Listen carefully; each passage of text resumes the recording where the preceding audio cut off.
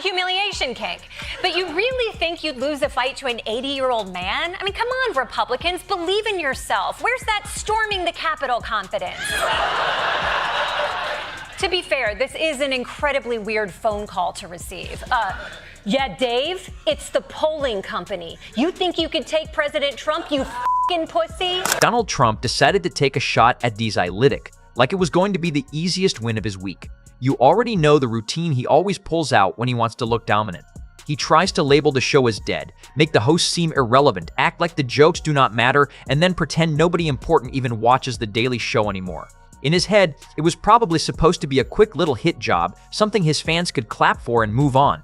But the funniest part about Trump trying to attack a comedian is that the second he opens his mouth, he basically hands them free content, and Desi understood that instantly. She did not get defensive, she did not explode, and she definitely did not throw back some desperate insult. Instead, she did something way smarter. She calmly played his own words back, gave the camera that little confident smile, and then asked one simple question that completely flipped the energy in the room. If I am so irrelevant, why are you still so mad about windmills? That was it. That was the moment the whole thing shifted. Trump expected the story to be about Desi, about her jokes, her tone, her audience, her network, and whether the show is still popular. But she turned it into something way more embarrassing for him, because suddenly the focus was not on her at all. It was on his obsession. And the second she brought up windmills, everyone immediately knew what she meant, because for years Trump has talked about windmills with the kind of passion most people save for wars, lawsuits, or election night chaos. He has gone on and on about them ruining scenery like they are personally out to destroy his life. Uh-oh, look out, he's leaving. Every time I wrote Melania, it would correct to melody. So I do things, and I work very fast, very fast. Blah, blah, blah, blah. Well, now I know what I'm not getting for Mother's Day, horny. And it never even stops at scenery, because Trump has somehow managed to build an entire fantasy universe around windmills, where they are apparently ruining property values, destroying neighborhoods, killing birds, and even causing these bizarre health scares that sound like they came straight from an internet conspiracy thread. At one point, he even started dragging whales into it, as if sea animals are sitting in the ocean holding protests against turbines. Desi did what the best comedians always do when they want to destroy someone without even raising their voice. She gathered the clips, lined them up, and let Trump embarrass himself through his own pattern. And this is where the segment got dangerous for him, because you could tell she was not just making jokes, she was building a trap. She traced the entire thing back to Scotland, where Trump's war against offshore wind turbines near his golf course turned into something way bigger than some local argument. The turbines were visible from his course, and that alone was enough to set him off. He fought the project, he made it personal, and he lost. But the crazy part is, even after losing, he never let it go.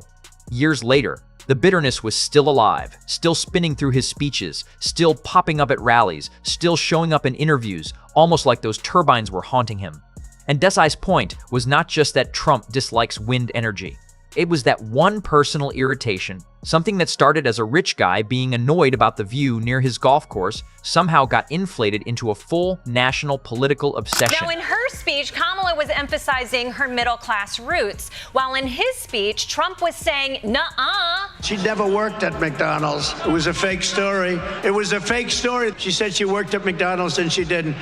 It was a lie. She never worked at McDonald's over the hot French fries. I think I'm going to a McDonald's in 2 weeks, actually. And that was already shocking enough. But then Desi zoomed out even further and showed the part that made it impossible to ignore. Trump's claims about windmills did not stay the same. They kept evolving over time, like a story that gets more dramatic every time someone retells it. First, it was about the scenery being ruined. Then suddenly, it was property values collapsing. Then it was birds being wiped out.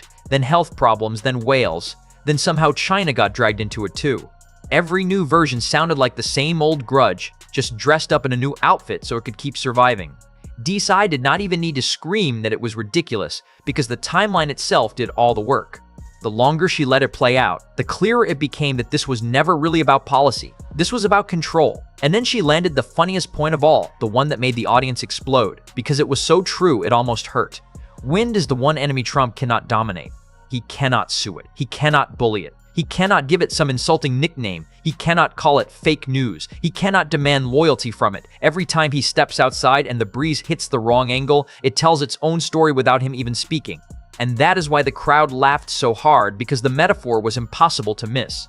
Those windmills stopped being just machines. They became symbols. They kept spinning after the lawsuit. They kept standing after the speeches. They kept existing after every insult.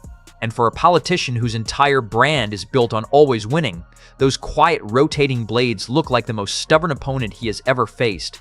Older Americans watching understood exactly why it hit so hard, because they have seen this before. They have watched politicians take personal grudges and turn them into public crusades, dressing resentment up as policy so it looks respectable. They know leadership is supposed to separate ego from governing, and Desi's segment worked because it showed what happens when that separation disappears. Trump calling her out only made her argument even stronger. If he ignored the joke, it might have faded. If he attacked her, he proved it bothered him. If he mocked the show, he reminded everyone he clearly watches it. And every time he repeated the windmill rant, he walked right back into her punchline like he could not help himself. Desi basically built the perfect comedy machine, because every reaction from Trump powered it even more. That is why viewers were stunned, not because she screamed louder than him, and not because she pulled out some secret file. She simply exposed a pattern that was right in front of everyone, then sat back and watched Trump confirm it in real time. He tried to make her look small, but she made his overreaction look massive. By the end, the clash was not even about Trump versus Desi anymore.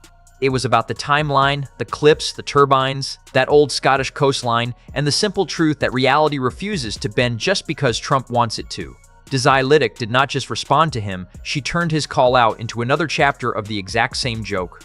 The more he tried to dismiss her, the clearer it became what she was really measuring all along. Not policy, but wounded pride pretending to be national concern. And that is why the moment stuck with people. Trump came at her expecting to dominate the conversation. But what happened next shocked viewers because she never fought him on his terms.